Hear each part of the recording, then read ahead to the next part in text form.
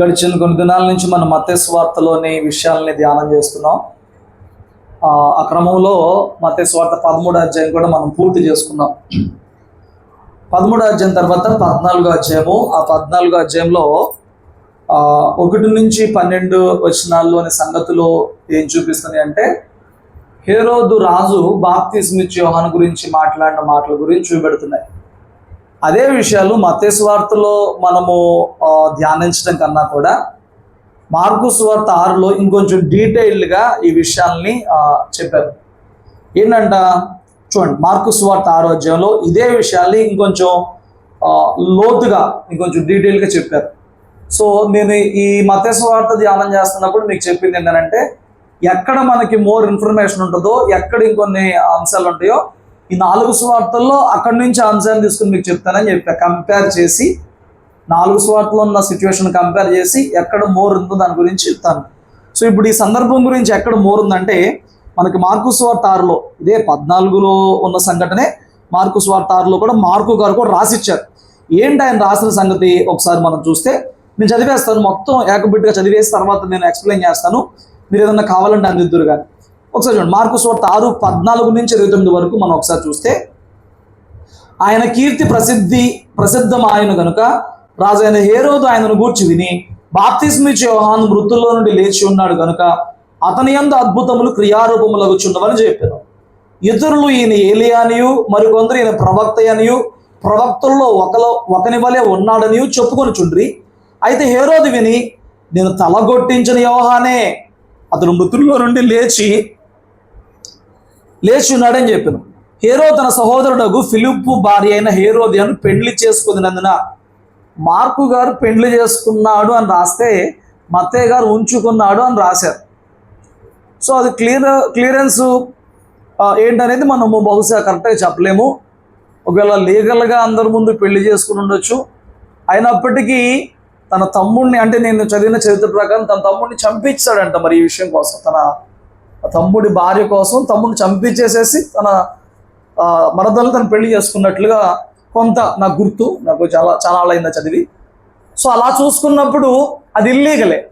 ఒకవేళ తన తమ్ముడు చనిపోయి ఉంటే, తను విధవగా ఉండుంటే, తను చేసుకుని ఉంటే యోహానేంటి ఎవరు అతనిని గద్దించడానికి అవకాశం లేదు. కానీ ఇక్కడ ఏం జరిగింది, తన తమ్ముడి భార్యను తను పెళ్లి చేసుకున్నాడు. అది లీగల్ అయితే యోహాను గద్దించడు, అది వాక్యానుసారం అయితే యోహాను గద్దించడు. సో అక్కడ రాంగ్ జరిగింది. అప్పుడు ఏం చేశాడు, నీ సహోదరుని భార్యను చేర్చుకొనుట నీకు న్యాయం కాదని హేరోదుతో చెప్పాను. కనుక ఇతడు ఆమె నిమిత్తము యోహానును పట్టి తెప్పించి చెరసాలలో బంధించి ఉండను. హేరోది అతని మీద పగబట్టి అతన్ని చంపింపగోరును కానీ ఆమె చేత కాకపోయింది.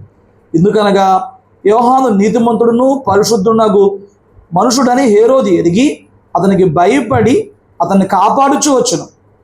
మరియు అతని మాటలు వినినప్పుడు ఏమి చేయను తోచకపోయిందను సంతోషంతో విరుచుండెను.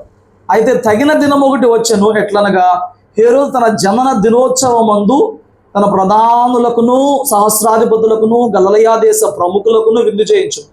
అప్పుడు హేరోదియ కుమార్తె లోపలికి వచ్చి నాట్యమాడి హేరోదును అతనితో కూడా పంక్తిని కూర్చున్న వారిని సంతోషపరచును గనక, రాజు నీకు ఇష్టమైనది ఏదైనా నన్ను అడుగుము, నేను నీకు ఇచ్చేదని ఆ చిన్నవాడితో చెప్పాను.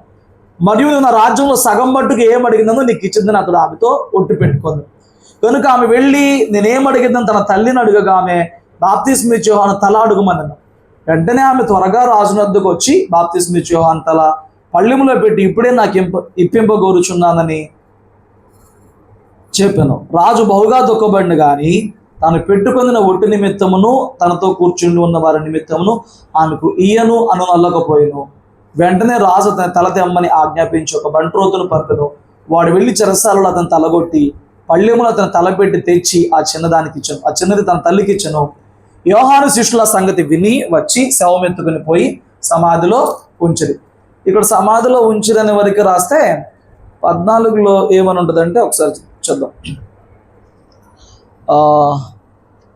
14లో 12లో అంతటి యోహాను శిష్యులు వచ్చి శవం ఎత్తుకుని పోయి పాతిపెట్టి యేసు వద్దకు వచ్చి తెలియచేసిరి ఉంది. చూడండి, ఈ సంఘటనలో నుంచి మనం ధ్యానించడానికి చాలా విషయమే ఉంది, కానీ మీకు అర్థమయ్యేలాగా కొన్ని మాటలు చెప్తాను.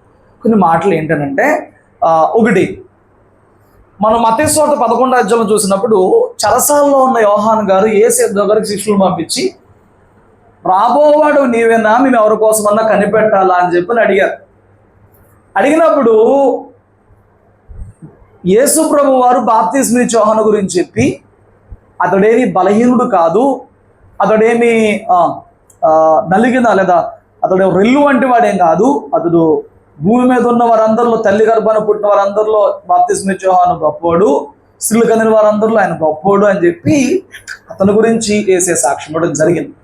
అంటే భౌతికంగా చూసుకున్నప్పుడు, లోకపరంగా మనం చూసుకున్నప్పుడు బాప్తిస్మా ఇచ్చే యోహాను ఏం ఆశపడ్డాడు? ఈ యేసయ్య అయితే నన్ను బయటికి విడిపిస్తాడేమో అని ఆశపడ్డాడు. ఆశపడినప్పుడు బాప్తిస్మా ఇచ్చే యోహాను బయటపడ్డా? పళ్ళ. ఇప్పుడు యేసయ్యకి ఎంత వయసు, బాప్తిస్మా ఇచ్చే యోహానుకి అంత వయసే. సో ఆల్మోస్ట్ బాప్తిస్మా ఇచ్చే యోహాను 6 నెలల పెద్దవాడు. సో ఇప్పుడు బాప్తిస్మా ఇచ్చే యోహాను కూడా దగ్గర 32, 33.5 సంవత్సరాల వయసులోనే ఆయన చనిపోయాడు. ఆయన ఏమి లాంగ్ లాస్టింగ్ లైఫ్ ఏమీ జీవించలా, దీర్ఘాయువుతో జీవించిన వ్యక్తి ఏం కాదు. ఎవరు? బాప్తిస్మా ఇచ్చే యోహాను. బాప్తిస్మా ఇచ్చే యోహాను ఏం కోరుకున్నాడు? తను ఏం కోరుకున్నాడు అని అంటే, నన్ను బయటికి తెస్తే బాగుండు కదా అని కోరుకున్నాడు. కానీ బాప్తిస్మా ఇచ్చే యోహాను భూమి మీద నియమించబడిన కాలము, ఆ పరిధి ఎంతవరకు అని అంటే, తను ఎంతవరకు భూమి మీద ఉంచబడ్డాడు? యేసయ్యకి మార్గం వేసే వరకే. తర్వాత పరిచర్య ఎవరిది? యేసయ్యది. ఇప్పుడు తను బయటకు వచ్చేసి తను చేసేది ఏముంది? గొర్రెపిల్ల గురించి సాక్ష్యం ఇచ్చేశాడు, అరణ్యంలో మార్గం వేసాడు, యేసయ్యకి బాప్తిస్మా ఇచ్చాడు, తన శిష్యుల్లో వారు కూడా ఆయన వెంబడించండి, లోక పాపమును మోసుకుని పోయే దేవుని గొర్రెపిల్లని చెప్పేశాడు. అంతా అయిపోయింది, కంప్లీట్ అయిపోయింది. అప్పుడు అతని పరిచర్య అయిపోయింది, భూమి మీద. సో ఇప్పుడు అతని పరిచర్య అయిపోయిన కారణం చేత అతను పరమును చేర్చుకోబడ్డాడు, తను మరణించాడు. ఇక్కడ ఒక లోతైన అంశాన్ని భక్తి జీవితంలో, ఆత్మీయ జీవితంలో, ఆత్మ సంబంధమైన అంతర్లీనమైన ఒక విషయాన్ని గమనించాలి. ఏంటంటే, నువ్వు కోరిందే జరిగిద్ది, నువ్వు ప్రార్థించిందే జరిగిద్ది, నువ్వు ఆశపడిందే జరిగిద్దని చాలామంది మనకు బోధ చెప్పి మన అవసరాలను, అక్కర్లను అధికంగా ప్రార్థనలో దేవుని మీద ఆధారపడమని చెప్తూ ఉంటారు. కరెక్టే. కానీ మీకు మరలా ఒక విషయం చెప్తున్నా, యేసు ప్రభు వారి ప్రార్థన మనం చూస్తే ఆయన అంటున్నాడు, ఈ గిన్నె నా యొద్ద నుంచి తొలగించుట నీ చిత్తం అయితే. ఇక్కడ దేవుని బిడ్డలు ఎప్పుడూ కూడా నీ ఇష్టము, నీ ప్రాధాన్యత, నీ సౌలభ్యము, నీ శ్రేష్టత, నీ ఆరోగ్యము, నీ సౌఖ్యము, వీటన్నిటికంటే కూడా పైన నీ చిత్తము అనేది చూడాలి. నీ సెల్ఫ్ కన్నా ప్రభువు చిత్తం అనేది చూడాలి, నీ చిత్తం కాదు. ఇప్పుడు బాప్తిస్మా ఇచ్చే యోహాను దగ్గరికి వెళ్ళి చెరసాల్లో ఉంటావు, బయటకు వస్తావంటే ఆయన సౌఖ్యం ఏం చెప్తాడు? చెరసాల్లో ఎందుకండి, దేవుని సేవకుడిని, ఏ పాపం లేనోడిని, ఏ పాపిష్టి ఆలోచన లేనోడిని, నేను బ్రతికినక్కడి నుంచి మంటతో బ్రతికాను, ఏలియా కాతతో రోషంతో బ్రతికాను, నా దగ్గర అసలు ఈ లోక సంబంధమైన ఎటువంటి తీవ్రత లేదండి, అంత ఆత్మ సంబంధమైనది ఉందండి అని చెప్పని అతడు తన భక్తి గురించి చెప్తాడు కదా. మరి అంత భక్తి చేసినోడే అతను ముగింపే చెరసాల్లో అయిపోయింది. నేను అంటాను, కొన్నిసార్లు దేవుడు మన కొందరి జీవితాల్లో కొంత అనుమతించినప్పుడు అవి ఆయన చిత్తం, కొన్నిసార్లు ఆయన వారి జీవితాలలో కొన్ని పెట్టినప్పుడు, కొన్ని రకాలైన ముగింపులు పెట్టినప్పుడు అది ఆయన చిత్తం. దానికి మనం ఎవరూ కూడా కాదు అని చెప్పడానికి లేదు, లేదు. ఏమండి, మొన్నక ఆయన వాక్యం చెప్తూ ఆ వాక్యంలో అంటాడు, పాస్టర్ అమ్మ అనుకుంటారు, క్రీస్తు రక్తం ఈ రోజున నీలో ఉంది కాబట్టి, నీ క్రీస్తు రక్తం నీలో ఉన్నప్పుడు నీ ఒంట్లో షుగర్ ఉండదు, నీ ఒంట్లో బీపీ ఉండదు, నీ ఒంట్లో థైరాయిడ్ ఉండదు, నీ ఒంట్లో రోగాలు ఉండవు అని చెప్తున్నారు. కింద ఉన్నోళ్ళు విని చప్పట్లు కొడుతున్నారు. చప్పట్లు కొట్టేవాడికి బుద్ధి లేదు, చెప్పేవాడికి బుద్ధి లేదు. ఎవరు చెప్పారు క్రీస్తులో ఉన్నంత మాత్రాన ఏ రోగం మనలో పనిచేయదు, ఈ రోగం మనలో ఉండదు అని చెప్పి? వర్షాకాలం నేను ఇప్పుడు తెల్లారు లేచిన కానీ సాయంత్రం దాకా వర్షంలో ఉంటాను. సాయంత్రానికి నాకు జలుబు చేసిద్ది. ఇప్పుడు నాకు జలుబు ఎందుకు చేసిన ప్రభు తీసే అని చెప్పిన ప్రభుని అడుగుతాను. అది బుద్ధితో కూడిన పని అయ్యిద్దా? శరీరానికి కొన్ని నియమాలు ఉంటాయి, శరీరానికి కొన్ని కర్తవ్యాలు ఉంటాయి. నువ్వు నీ జీవన శైలిలో జీవిస్తున్న రీతిని బట్టి రోగాలు వస్తాయి, బలహీనతలు వస్తాయి. నువ్వు చేసుకున్న నీ జీవితంలో అజ్ఞాన పనులకి, నీ కుటుంబంలో బాధలు వస్తాయి, నీ దాంపత్య జీవితంలో బాధలు వస్తాయి, నీ బిడ్డలతో బాధలు వస్తాయి. నువ్వు చేసుకున్న పనులకి, నువ్వు విత్తిన విత్తనాలకి, నువ్వు నాటిన విత్తనాలకి, నీ క్రియలకి, నీ ఆలోచనలకి తగిన ఫలం నువ్వు అనుభవిస్తావు. దానికి వచ్చేసి దేవుడు ఎందుకు ఇట్లా చేస్తున్నాడని చెప్పని దేవుడిని ప్రశ్నించడం మనం సరిపోతామా? సరిపో. నువ్వు క్రీస్తులో ఉంటే ఉండొచ్చు గాక, నీ క్రియల ఫలం నువ్వు అనుభవించాల్సి వచ్చింది మ్యాక్సిమం. 2, దేవుడు కొన్నిసార్లు ఉద్దేశపూర్వకంగా కొందరికి రోగాలు ఉంచుతాడు, కొందరికి కొన్ని విధాలైన ముగింపును ఉంచుతాడు. ఇప్పుడు రోగం ఉన్నంత మాత్రాన వాడు భక్తిహీనుడని కాదు. వాడు యాక్సిడెంట్లో చనిపోతేనో, వాడు మంచం పట్టి చచ్చిపోతేనో, వాడు క్యాన్సర్ పుండో చచ్చిపోతేనో, వాడు లేవలేక తీసుకుని చచ్చిపోతేనో, అలా చచ్చిపోయిన వ్యక్తి ఏమి భక్తిహీనుడు కాదు. ఇవన్నీ శరీరానికి ఉండే నియమాలు దేవుడు అనుమతిస్తాడు కొందరికి. ఎవరు చెప్పారు? క్రైస్తవులందరూ కూడా ఏ రోగం, ఏ నొప్పి, ఏ బాధ లేకుండా దీర్ఘాయువు కలిగి తిరుగుతానే చచ్చిపోతారు, అదే మంచి చావు అని చెప్పి ఎవరు చెప్పారు నీకు?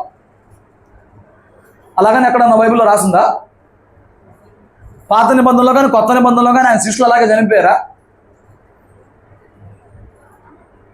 ఎవరో ఒకరి జీవితం ఇతర జీవితం తీసుకుని భక్తుడు అంటే అలాగుండాలని ఒక ఆయన చెప్తున్నాడు.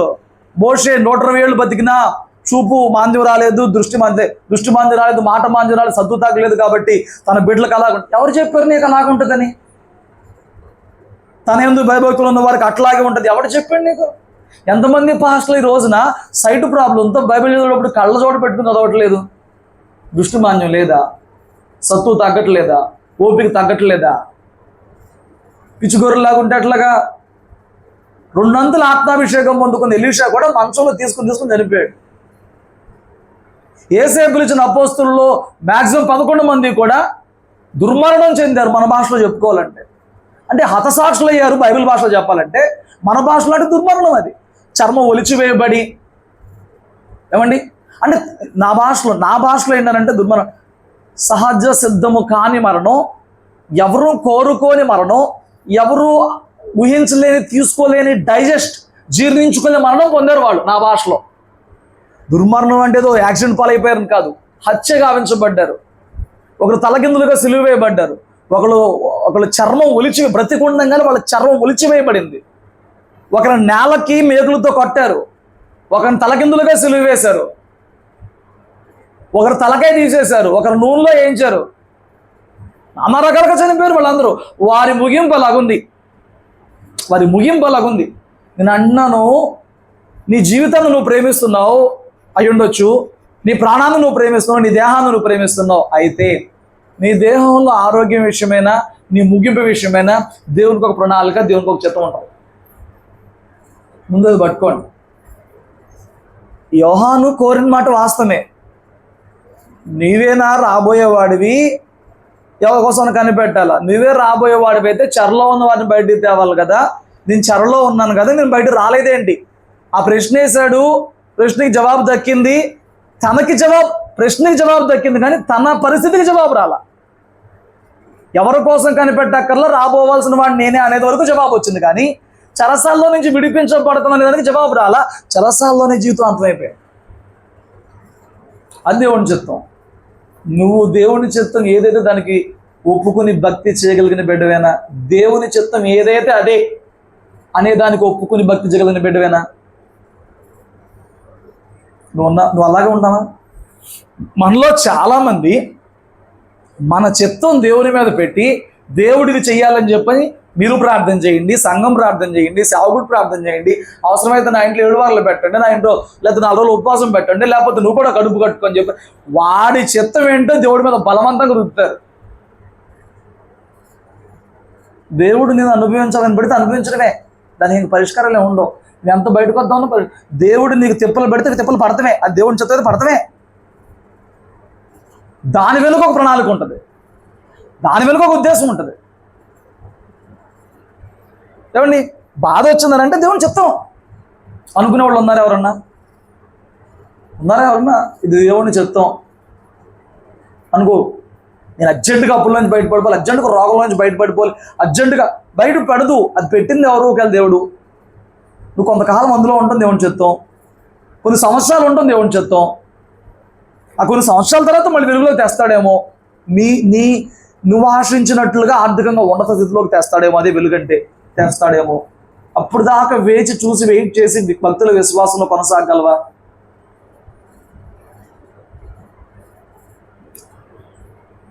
ఇక్కడ మనం పట్టించుకోవాల్సిన విషయం ఏంటంటే, బాప్తిస్మిచ్చే యోహాను జీవితం మన భాషలో అర్ధాంతరంగా ముగిసిపోయింది 33 ఏళ్ళకే అటు ఇటుగా. అది దేవుని చిత్తం అంతే. అది దేవుని చిత్తం అంతే. అయ్యో 40 ఏళ్ళకి చచ్చిపోయారండి, 50 ఏళ్ళకి చచ్చిపోయారండి. వారు దేవుని బిడ్డలైతే, వారు దైవికంగా తీసుకెళ్ళిపోబడితే ఇక వాళ్ళ గురించి మనం విచారిస్తానికి ఆక్షేపిస్తానికి ఉండదు. అసలు జీవితం మొదలవుతుందే దాని తర్వాత. ఇక్కడ ఏముందండి 33 ఏళ్ళు అంటే అయిపోయింది. కానీ నువ్వు 63 ఏళ్ళు బతికినా 83 ఏళ్ళు బతికినా వెళ్ళాల్సినోడివే. ఇదేం శాశ్వతం కాదు. ఇంకా 33 ఏళ్ళకి చనిపోయినోడు 33 ఏళ్ళ జీవితాన్ని బట్టి తీర్పులోకి వస్తాడు. 83 ఏళ్ళు జీవించినోడు 83 ఏళ్ళకి జీవితం తీర్పులోకి వస్తుంది.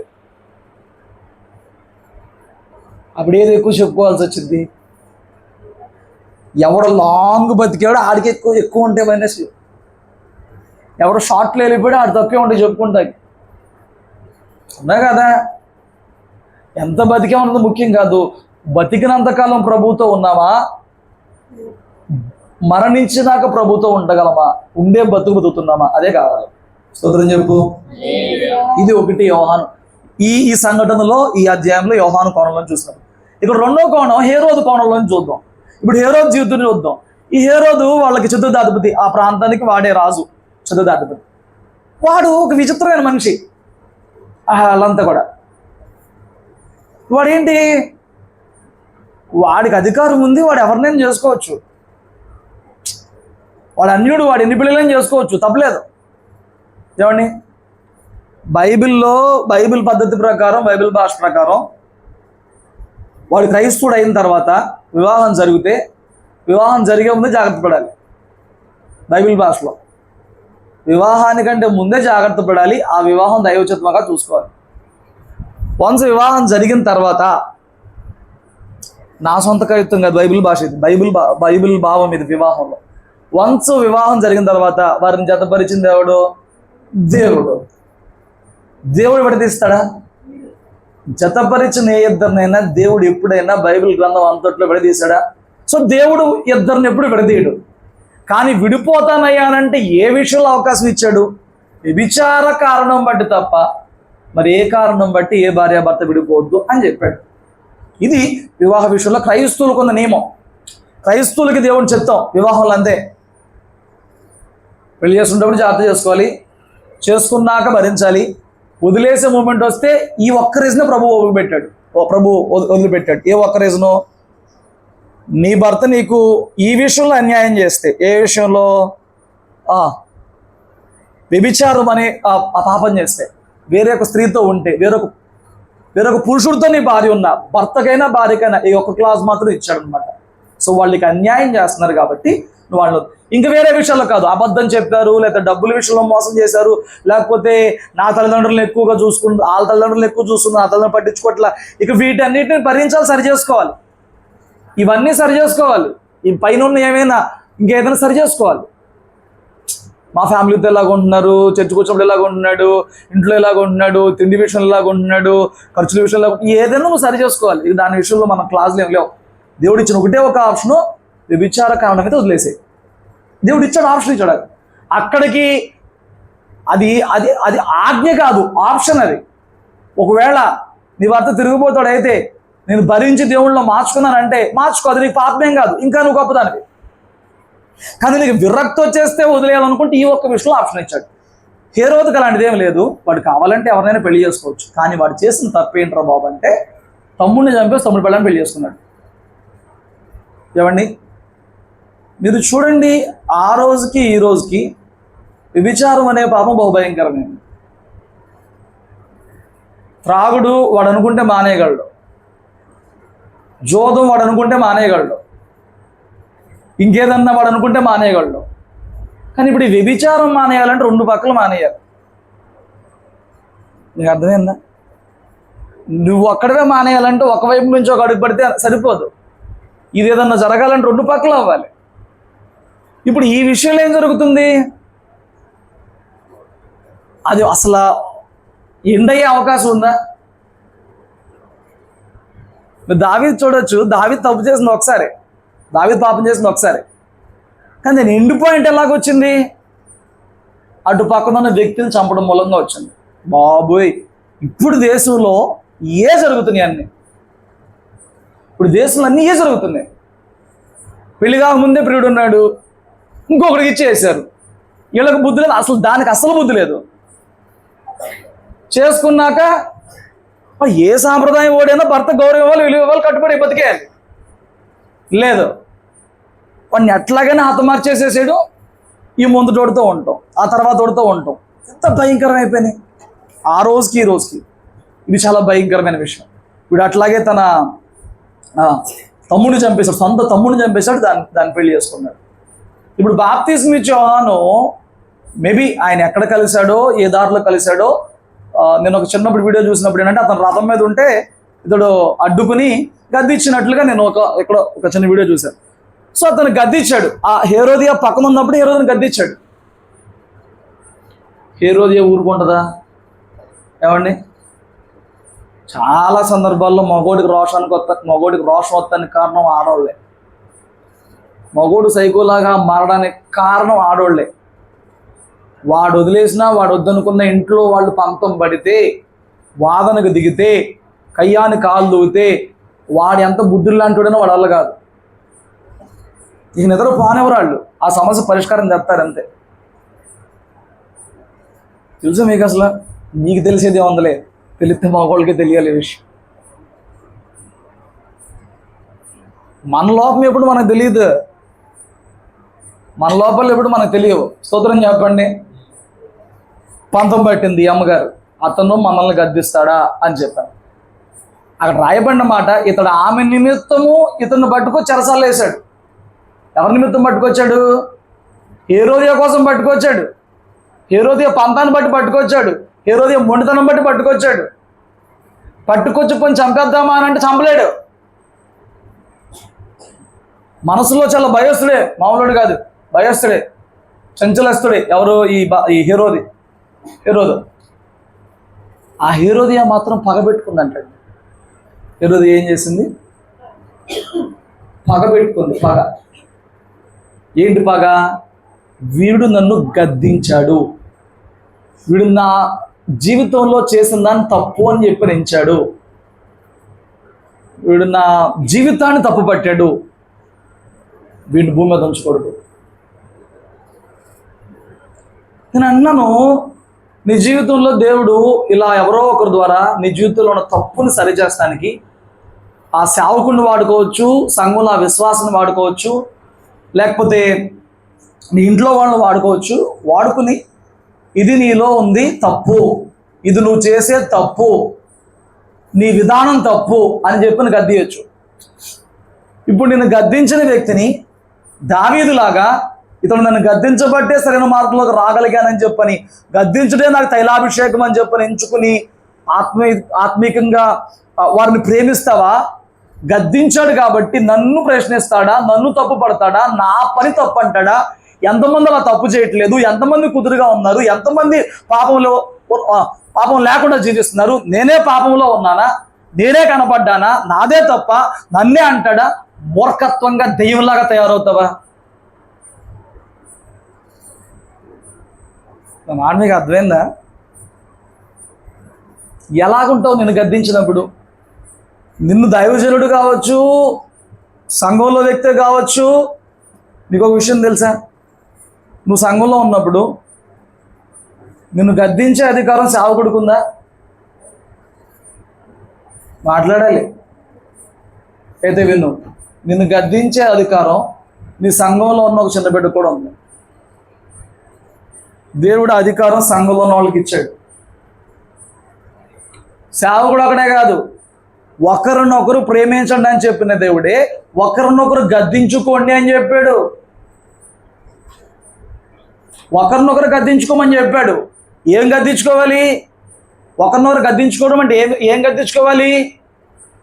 నిన్న నాకు ఫోన్ చేయలేదేంట్రా, నిన్న నాకు కూర పెట్టలేదేంట్రా, ఈ పిచ్చి పిచ్చి విషయాల గురించి కాదు. నీ భక్తి జీవితంలో, నీ ఆత్మీయ జీవితంలో లోపాలు పాపాలు కనబడుతున్నప్పుడు అది గద్దించే అధికారం సేవకుడికే కాదు, సహోదరులకు కూడా, అంటే సంఘ సభ్యులకు కూడా, అంటే క్రీస్తు రక్తంలో కడగబడిన వారికి కూడా ఉంది. అలా వాడు గద్దించినప్పుడు నువ్వు ఎలా రియాక్ట్ అవుతావు? వీడు పెద్దను అడిగేవాడు అయ్యాడు, ఇది పెద్దను అడిగేది అయ్యింది, దీని బతికేదో బాగున్నట్టు, దీని కుటుంబం ఏదో బాగున్నట్టు, దీని పిల్లలు ఏదో బాగున్నట్టు, ఇదేదో పెద్ద భక్తి చేస్తున్నట్టు, ఇలాగ నిష్ఠూర మాటలు మాట్లాడతావా? నిజమే కాబోలు నాలా తప్పు ఉందనుకుంటా అని ఆగి సరి చేసుకుంటావా? హెరోదియాలాగా ఉంటావా? దావీదులాగా ఉంటావా? అసలు ఎలా ఉన్నావు నువ్వు? ఎప్పుడో ఉంటావా కాదు, అసలు ఇప్పుడు ఎలా ఉన్నావు? ఇంకొకళ్ళు అంటారు, మాకు చెప్పేదేదో ఒంటరిగా పిలిచి చెప్పొచ్చుగా.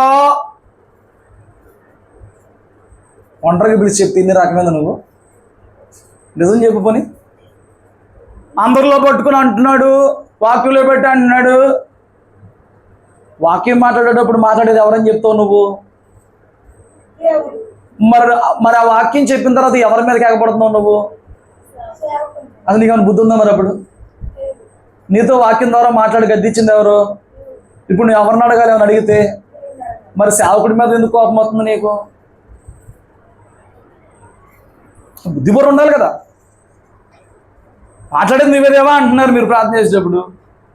సేవకుడు సిద్ధపోసుకుని వాక్యం బట్టి మాట్లాడేస్తున్నాడు. ఇంకా సేవకుడు తెలిసి కూడా మాట్లాడతాడు, నీ తప్పు సరిచేయదుగా.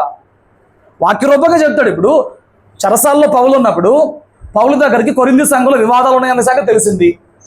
పౌలుకి కొరింథీ సంఘంలో వ్యభిచార పాపం ఉందనే సంగతి తెలిసింది. ఒకడు తన తల్లినే ఉంచుకున్న సంగతి తెలిసింది. ఏమి తెలిసినప్పుడు డైరెక్ట్గా నాకు తెలిసిందా తప్పు అని చెప్తున్నాడు.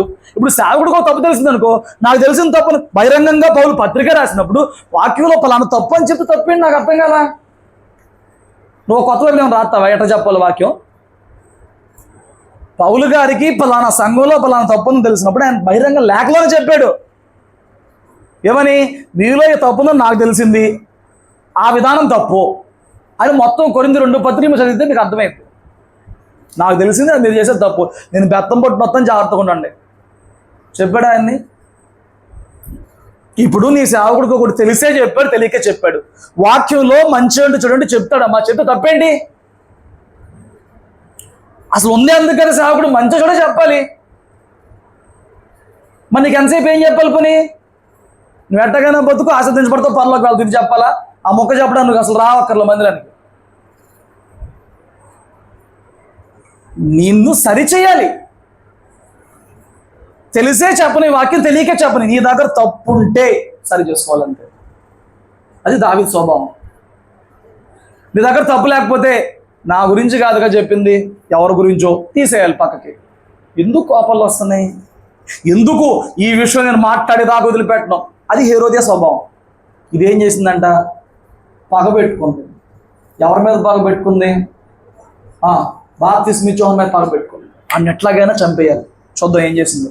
ఈలోపు ఈ హేరోదు గురించి మనం చూస్తే కనుక 20వ వచనంలో, ఎందుకనగా యోహాను నీతిమంతుడు పరిశుద్ధ మనుషుడు హేరోదు ఎరిగి అతనికి భయపడి అతన్ని కాపాడుచూ వచ్చాడు.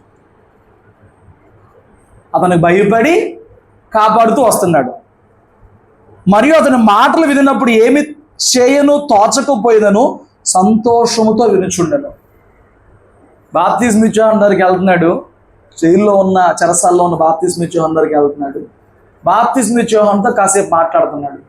బాప్తిస్మా యోహాను చెప్పుతున్న మాటలు, దేవుని మాటలు వింటున్నప్పుడు సంతోషం వేస్తుందంట. ఆమేన్.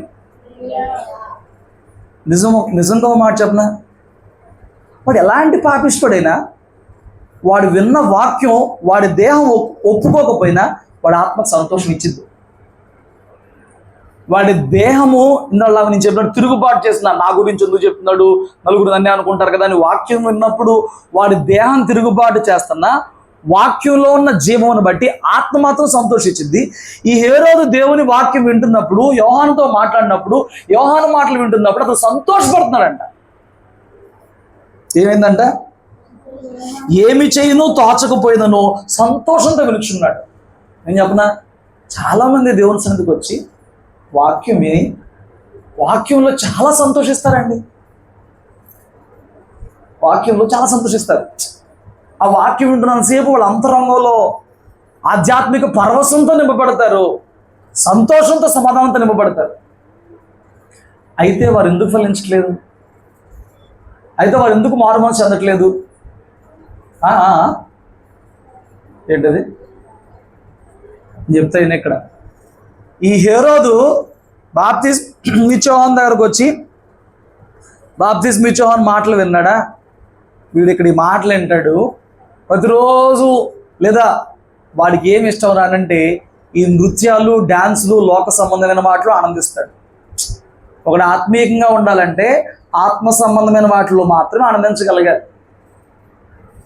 మందిరానికి వచ్చి చక్కటి వాక్యమైన ఆరాధనలో పాల్గొని, ఇంటికెళ్ళిన కాడి నుంచి సీరియల్ పెట్టుకుని, ఇంటికెళ్ళిన కాడి నుంచి సినిమాలు పెట్టుకుని, ఇంటికెళ్ళిన కాడి నుంచి అడ్డమైన పెట్టుకుని అందులో ఆనందించేస్తా, పరవశించేస్తా ఉంటే, నువ్వు దేవుని వాక్యంలో ఆనందిస్తూ ఉండి ఇంటికెళ్ళిన కాడి నుంచి వాటిలో ఆనందిస్తూ ఉంటే దీనిలో ఎదగలేవు, దేవుని వాక్యంలో ఎదగలేవు, దేవుని వాక్యంలో ఫలించలేవు. కొందరు రెండు చేస్తూ ఉంటారు. ఏం చేస్తారు? ఆదివారం బుద్ధిమంతుల్లాగా టయానికి రెడీ అయిపోయి చక్కటి బట్టలు కట్టుకుని బైబిల్ వేసుకుని వచ్చేసి శుభ్రంగా పాటలు పాడి వాక్యం విని చాలా సంతోషిస్తారు. వీడు ఇంత సంతోషిస్తున్నాడు కదా, రాబోయే రోజులు వీడు బలవంతుడిగా మారతాడు, సంఘమని ఆశపడతాడు. అవడం వాడు ఎందుకు అవ్వట్లేదురా అని చెప్పానంటే, వాడు ఇక్కడ సంతోషించడమే కాదు, వాడు వెళ్ళిన కాడి నుంచి లోక సంబంధమైన అన్నిటిలో సంతోషిస్తాడు, లోకాస్తులు అన్నిటిలో సంతోషిస్తూ ఉంటాడు. ఈ హేరోదు బాప్తిస్మా యోహాను మాట్లాడినప్పుడు సంతోషిస్తాడు, ఆ పక్క వెళ్ళిపోయి నాట్యాలు, నృత్యాలు, వాటిలో వీటిలో అటు పరవశించిపోయి ప్రమాణాలు చేస్తాడు.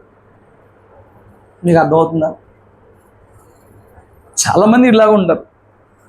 వీళ్ళలాగంటే ఏ విషయంలో? దేవుని వాక్యం వినే విషయంలో, వాడు చేసిన పాపం విషయం గురించి కాదు.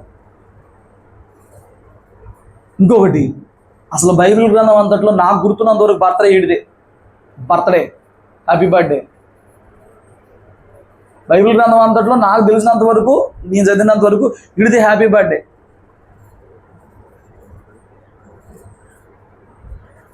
ఏమండి? అసలు హ్యాపీ బర్త్డే సాంప్రదాయం బైబిల్లో ఎవరికి లేదు. ఉందా? అబ్రహాము, ఇస్సాకు, యాకోబు వాళ్ళు పుట్టిన 4 సంవత్సరాలు ఉన్నాయి తప్ప హ్యాపీ బర్త్డే ఉందా ఎవరికన్నా? లేదు.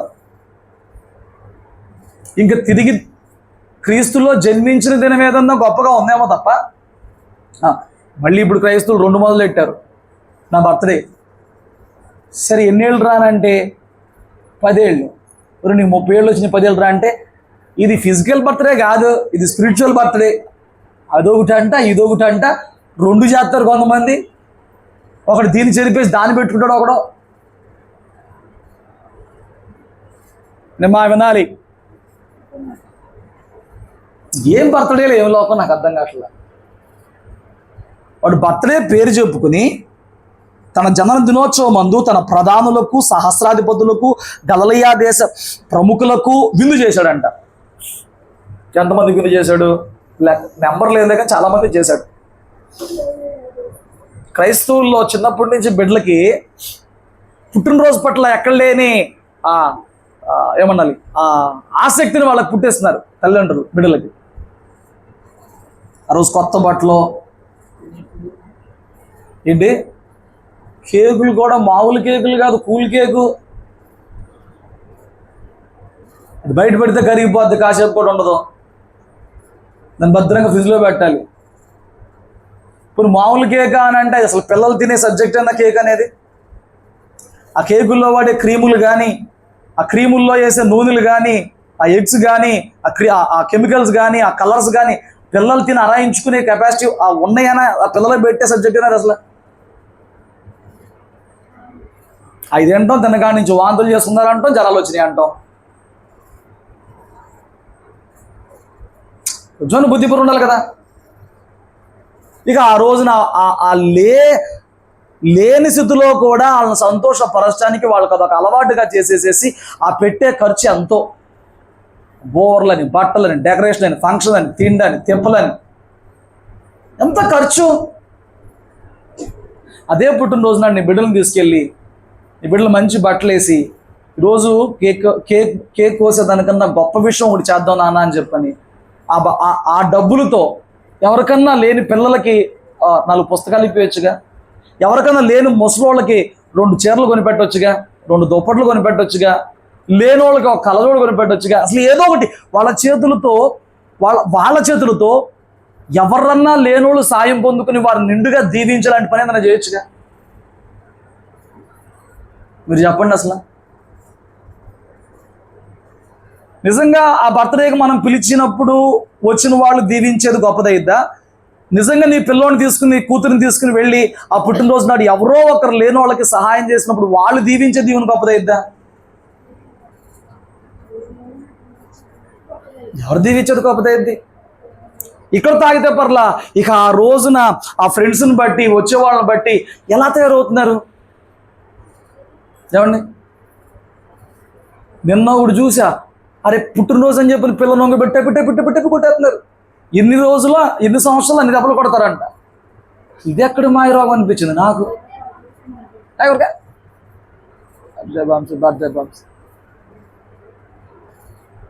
నాకు తెలియకేం కాదు, మనం చేయకూడదు పిచ్చి పనులు అంటున్నా, అయ్యే కొట్టకూడదు అంటున్నా. అది బర్త్డే బాంబ్స్ అన్ని కొడతారని నాకు తెలుసు, మాకైతే ఎగరేసేవాళ్ళు అవన్నీ నాకు తెలుసు. ఏంటో మాయరోగం అంటున్నా. అలా ఒకసారి ఒకరిని కొడితే చచ్చిపోయాడు. ఆ కేక్ 500 నుంచి 1000 రూపాయలు 1500 పెట్టి కొంటారా? వీడు మొహం తీసుకెళ్ళి అందులో ముంచిపడేస్తున్నారు.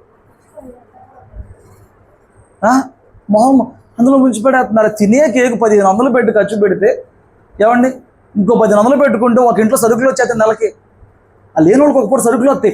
అంత తినే కాస్ట్లీ కేకులు తెచ్చి అవి మొహాలకు పూసుకోను, ఒంటికి పూసుకోను, ఒడ్డుకి కొట్టుకోను.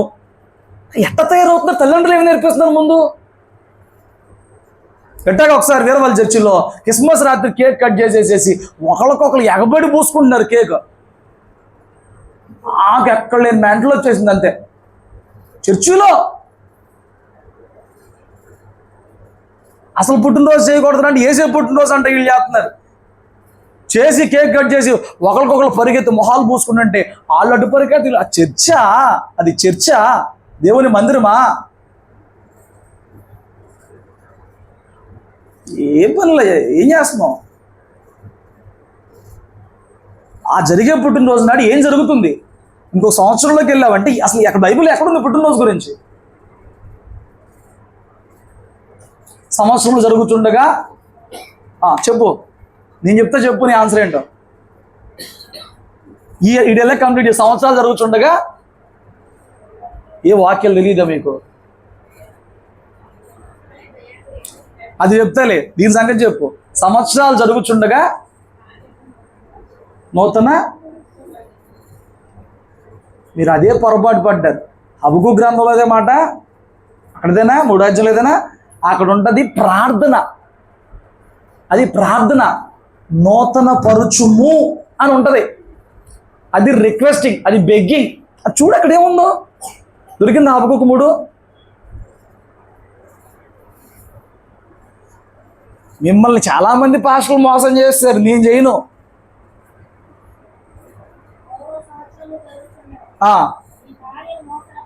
నూతన పరుచుము ఎంతగా ఇంకేమైనా ఉందా అక్కడ?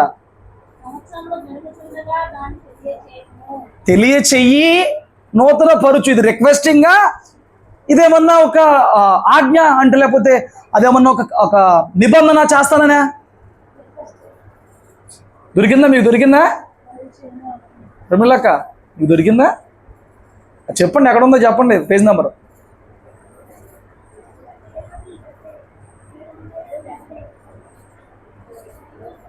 అప్పుడు ఏముందంటే అక్కడ 3 ఎన్నో వచ్చును?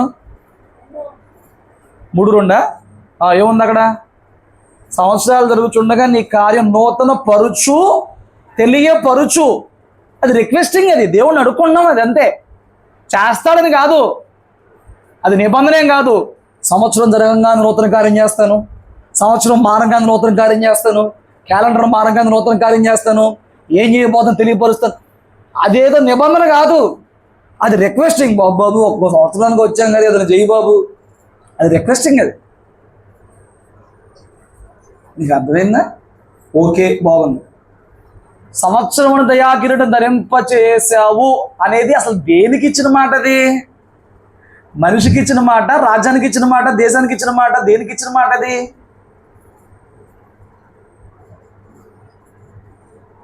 సంవత్సరం అనే దయాకిరీటం ధరింపజేసావు, వెరీ గుడ్, ఫైన్. అది అసలు దేనికి ఇచ్చిన మాట? కీర్తనలు 65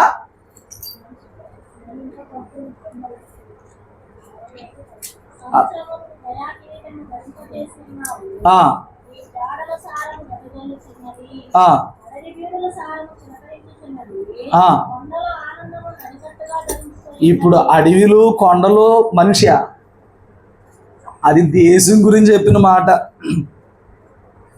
దేని గురించి చెప్పిన మాట? దేశం గురించి చెప్పిన మాట. పైన చూడండి, అది అంతా దేని గురించి చెప్తున్నాడు? 9వ వచనం, నువ్వు భూమిని దర్శించి దాన్ని తడుపుచున్నావు, దానికి మహిదైశ్వర్యం కలగజేయుచున్నావు, దేవుని నది నీళ్లతో నిండి ఉన్నది, నువ్వు భూమిని అట్లు సిద్ధపరిచిన తర్వాత వారికి ధాన్యము దయచేయుచున్నావు, దాని దుక్కులను విస్తారమైన నీళ్లతో తడిపి దాని గనిమిలను చదును చేయుచున్నావు, వానజల్లుల చేత దానిని పదును చేయుచున్నావు, అది మొలకెత్తగా దానిని ఆశీర్వదించున్నావు, సంవత్సరము నుండి దయాకిరీటం ధరింపజేసి ఉన్నావు. ఇప్పుడు దాకా చెప్పింది భూమి గురించి, ఈ 11వ వచనం మనిషి గురించా?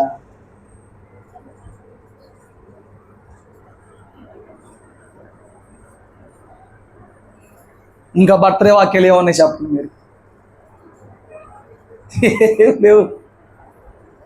బైబిల్లో బర్త్డే వాక్యాలు ఏమండి? పెద్ద మనిషి అయితే వాక్యాలు, లేకపోతే ఏంటిది సీమంతం చేస్తే వాక్యాలు ఏం లేవు. మిమ్మల్ని మెస్మరైజ్ చేస్తానికి ఏదో చెప్పుకొస్తారు. ఒక లైన్ చదివితే దాని పైన కిందది కూడా కలుపుకోవాలి. అందులోని ఆ లైనే తీసి పట్టుకొచ్చి నన్ను మెస్మరైజ్ చేస్తానంటే అవదు ఎవరు. అక్కడ నూతన పరుచు అని అడుగుతున్నాడు, అది రిక్వెస్టింగ్ ప్రార్థన. ఇక్కడ దయాకిరీటం ధరింపజేశాడు, అది భూమికి కింద కూడా అంటున్నాడు. మళ్ళీ అడవి గురించి, కొండల గురించి, వాటి గురించి అవి సార వెదజల్లుతాయి అని చెప్తున్నాడు. ఎంత అడవి, అంత భూమి గురించి. స్తోత్రం చెప్పు. సో క్రైస్తవ్యంలో బర్త్డేకి ఇంపార్టెన్స్ తీసేయండి. కృతజ్ఞత కలిగి నీ బిడ్డలు దేవుణ్ణి ఆరాధించేలాగా, ఆ రోజు కృతజ్ఞత కలిగి నీ బిడ్డలు దేవునిలో మరొక తీర్మానం తీసుకునేలాగా వారిని ప్రేరేపించి, ఆ రోజున ఒక గొప్ప ఫంక్షన్ చేయడం మానేసేసి నీ బిడ్డలు దయార్థులు అయ్యేలాగా, దయాళత్వం వారికి వచ్చేలాగా వారి చేతులతో ఎక్కడన్నా ఎవరికన్నా దాన ధర్మాలు చేయించు. చాలా గొప్పళ్ళు అవుతారు నీ బిడ్డలు. ఆమె నన్ను లేకపోతున్నారు చూడు అందరూ. మీరు మారరా? నాకు తెలుసు మారరా.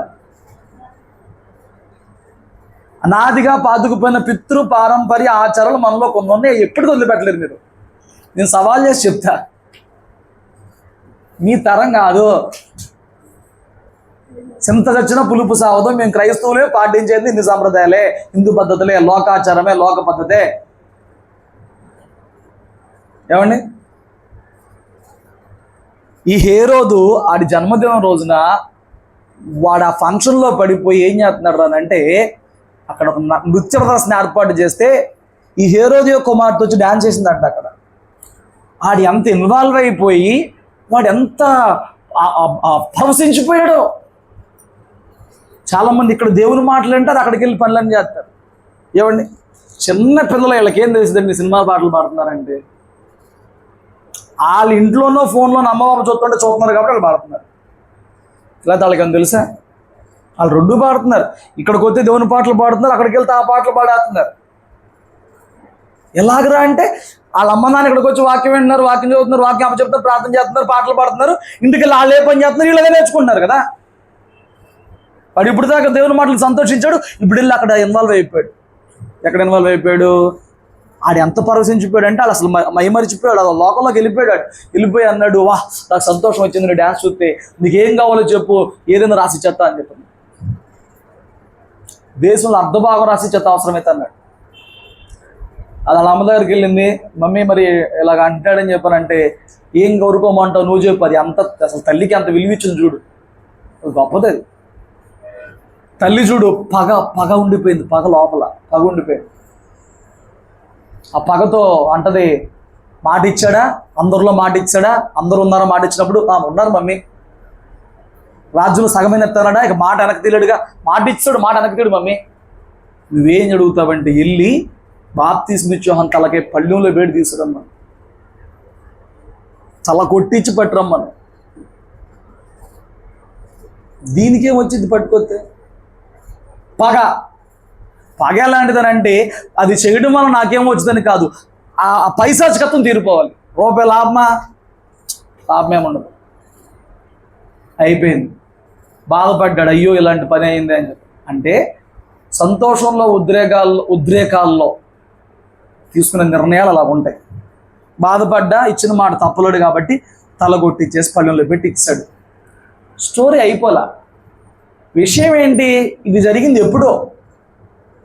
ఇప్పుడు ఏంటి? యేసయ్య గురించి వార్త అతను విన్నప్పుడు అతను అంటున్నాడు, ఈ యేసయ్య ఎవరో కాదు, బాప్తిస్మ ఇచ్చే యోహానే మృతుల్లో నుంచి బయటకు లేచాడు. బాప్తిస్మ ఇచ్చే యోహాను ఎట్లాగ అద్భుతాలు చేసేవాడు, బాప్తిస్మ ఇచ్చే యోహాను ఎట్లాగ స్వస్థతలు చేసేవాడు, బాప్తిస్మ ఇచ్చే యోహాను ఎట్లాగ ఆశ్చర్యాలు చేసేవాడు.